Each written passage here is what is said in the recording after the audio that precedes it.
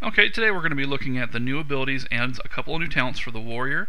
The first thing we're going to want to look at is the new passive Inner Rage. Whenever you achieve 100 rage, you enter a frenzied state, giving you a buff that increases damage by 15% and increases your rage consumption by a large amount. This cancels if you go below 30. Now the nice thing about this is it has no cooldown, so as long as you're continually maxing out your range, this will never go away. It'll only drop if you go below 30, and then once you get back up to 100, it'll drop right. It'll appear again. Okay, and it can also refresh itself too. It has a 15% duration, by the way. It doesn't say on the tooltip. So if you don't use that rage up for 15 seconds somehow, then it will just go away on its own. Okay. The next ability I want to show is Heroic Leap. This is a cool one. I'm going to go ahead and show this off now. It leaps through the air towards a target location. What you do is you just target here like any AoE. It has a minimum range, as you can see, and also has a nice long maximum range. Let's show how long this range is. All the way out there.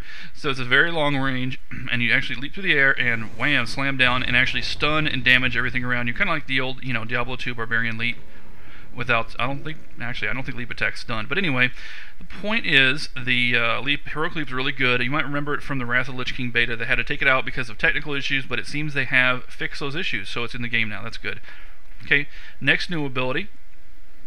Let's get into a battle here so I can show it to you, is Colossus Smash. Smashes a target for damage plus a certain amount and weakens their defenses, allowing your attacks to entirely bypass their armor for 6 seconds. Now this buff does not transfer over to your party, it's just for you, and pretty much you attack it with your spell and it puts this debuff on the target. Now currently in the current beta build it doesn't actually seem to work, but I'm sure they'll have that fixed by the time you get to the next, by the time it goes retail. But anyway, so moving on, let's go to talents now.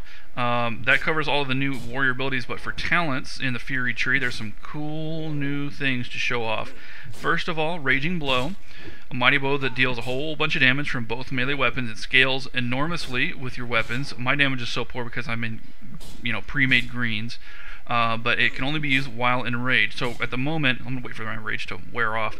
As you can see, I have Raging Blow here, but I can't use it yet because I am not in rage. However, there are more range effects than just in rage. There's also Death Wish now counts as in rage. So I'm gonna hit Death Wish. That's gonna activate Raging Blow, and then I can whack it and I'll actually hit with both weapons. Okay, so let's move on to the next talent I want to show off. Single-Minded Fury. When you dual wield one-handed weapons, you deal 20% additional damage, and your heroic strike and slam hit with both weapons. Now, if you're reading that correctly, this is basically an alternative to Titan's Grip, and it allows you to dual wield one-handed weapons now. It's a cool new thing they want for warriors. Now, the devs promise that this will stay balanced, so this is purely a stylistic choice. Do you like one-handers? Do you like two-handers? That's pretty much what it comes down to. Okay. So hopefully they do keep it balanced as promised. I have no way to test that though because my gear is so bad that I'm sure it is not related to balance at all. Okay, so that's it for Fury. Okay, moving on to arms. There's not a whole lot of new things here. I do want to go over a couple major changes. The first change is to improved hamstring.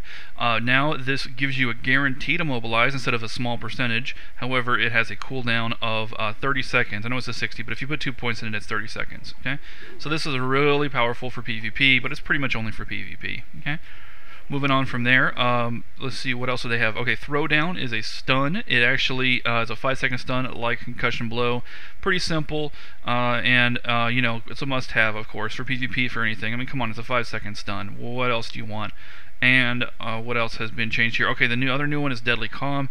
For the next 10 seconds, none of your abilities cost rage, but you continue to generate rage and cannot be used during Inner Rage. So what that means is you can't take advantage of the Inner Rage buff, too bad, but what you can do is activate it whenever you want, just about when you're out of rage, and just use whatever abilities you want. Obviously this is for PvP big time. I'm sure all the warriors out there know exactly what it's like to be stuck with a caster shooting something at you and you can't intercept it because you have no rage. You can't pummel it because you have no rage. So this will save your butt in some situations like that. Okay. Moving on to protection, there's no new abilities per se to show you.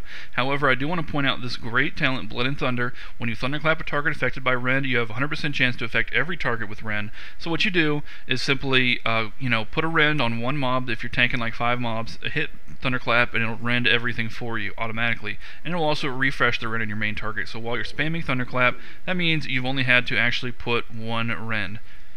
So how cool is that? Very nice. The other thing that's been changed is sealed specialization. I want to point this out because Old school warriors are just, their minds are set to always get this talent. I want to say that this has changed now. It no longer increases the chance to block. Instead, this is a rage generation talent.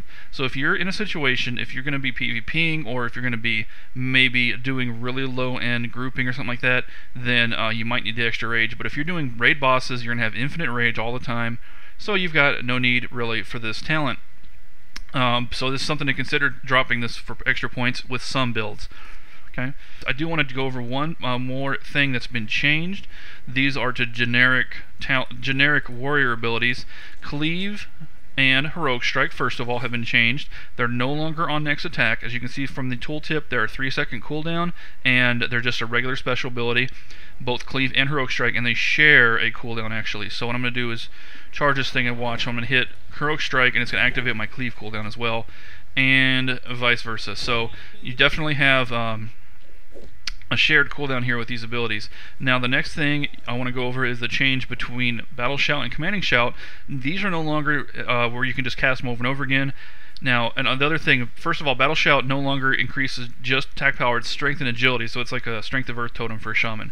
Okay, but it also generates 20 rage. This is the replacement for Blood Rage. Okay, so you hit Battle Shout and you gain rage. So this is a way to start the battle. Okay, Commanding Shout has the same change done to it, except it's stamina instead of health, and it still has a 1-minute cooldown, and it still gains you 20 rage. So that's how those shouts have changed significantly.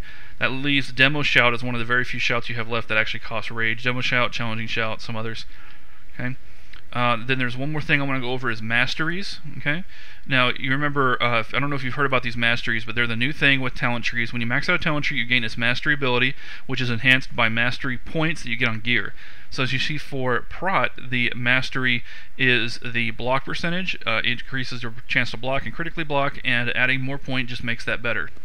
Okay, let's move on to the mastery for arms. It's a 24% chance for your melee attacks to instantly trigger an additional melee attack. This is the functionality of the old sword spec. The weapon specs are taken out of the game. Instead, you get that same functionality out of this mastery ability. And lastly, the one for Fury, I'll show you real quickly, increases the benefits of abilities that cause or require you to be enraged by 37%, and that goes up more with more mastery points. And that includes spells like Death Wish, Raging Blow, the new attack, and some other things. So Frenzied Regeneration is one.